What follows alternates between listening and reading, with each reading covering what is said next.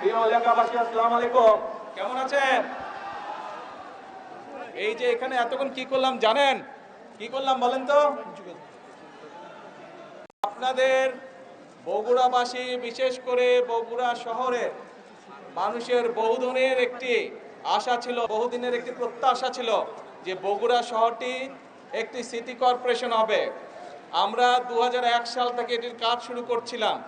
Normally city কর্পোরেশনের যে সকল সুযোগ সুবিধা থাকে আপনারা দেখেছেন 2001 থেকে 2006 সাল পর্যন্ত আমরা ধীরে ধীরে সেইগুলোর ম্যাক্সিমাম বেশিরভাগ যেগুলো সুযোগ সুবিধা থাকে একটি সিটি কর্পোরেশন হলে সেই সুযোগ সুবিধাগুলো আমরা গড়ে তুলেছিলাম।